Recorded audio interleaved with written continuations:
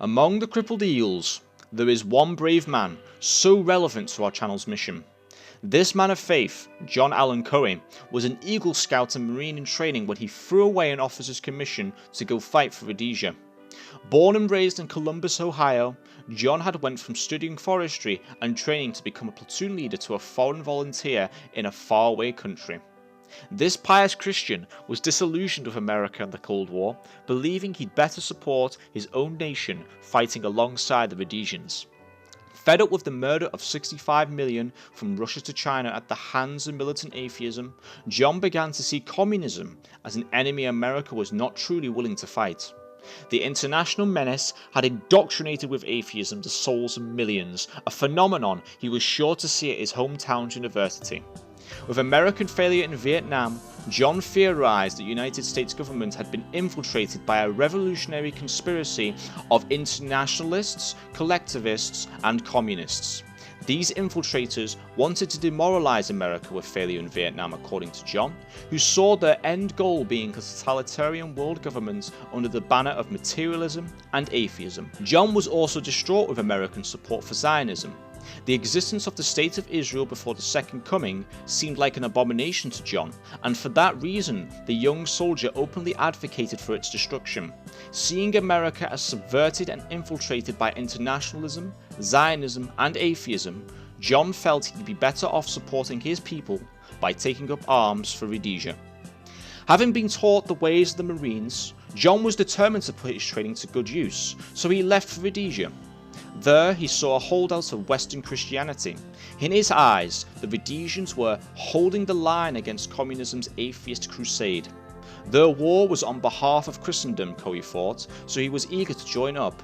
Signing up with the SAS, John kept a journal as he began his modern crusade. "I believe God intended me to come here for some purpose," he wrote soon after enlisting.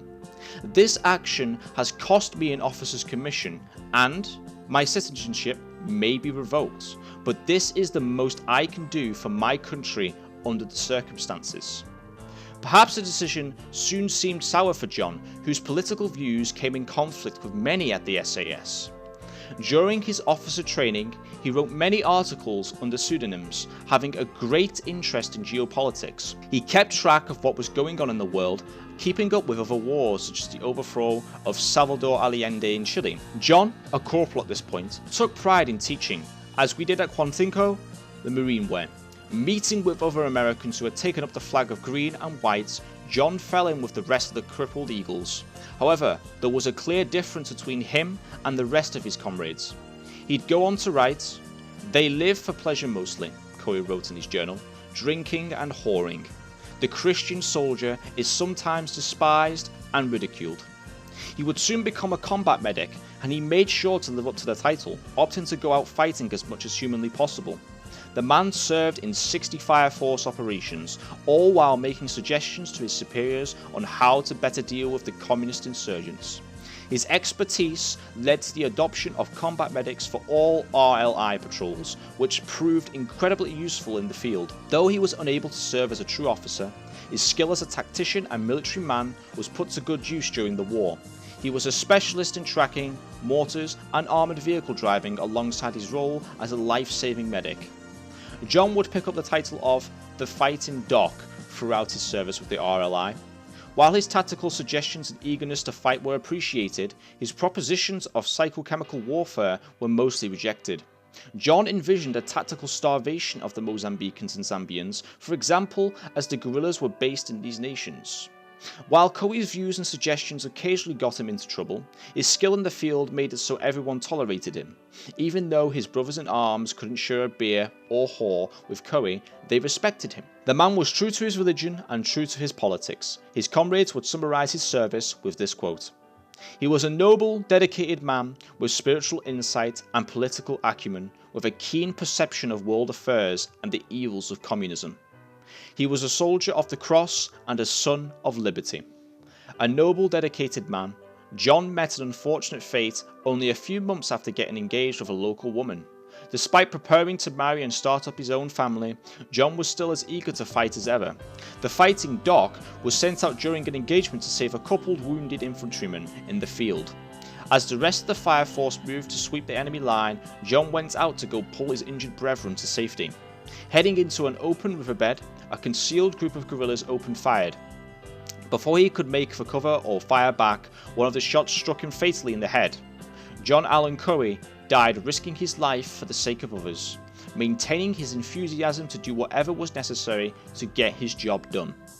A funeral would be held for the anti-communist Christian volunteer, his American parents flown in through donations of locals who had known John.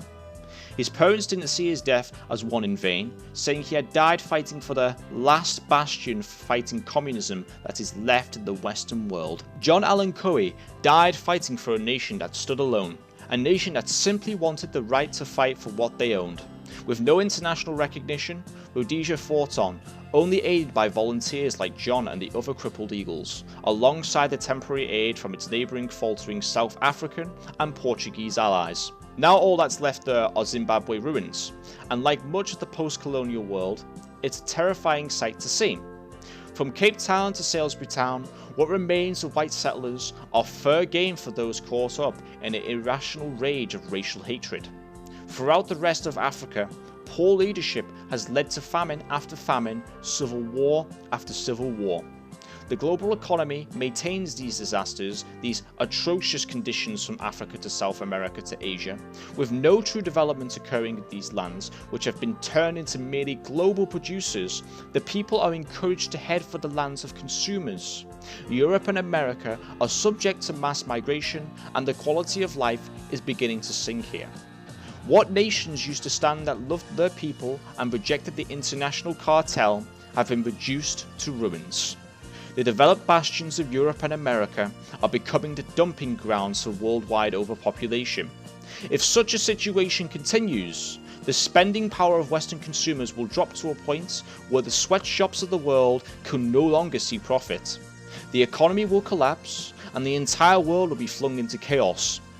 The post-colonial world is still a colonial world. Just instead of nations developing foreign lands for taxes and natural resources, companies and corporations are merely exploiting every land. The colonial governors of Britain have been replaced with chief executives. For a while, though Rhodesia kept its government, refusing to be replaced by a self-centered dictator, refusing to be subject to the IMF, the World Bank, United Nations, and the corporate cartel, they stood alone.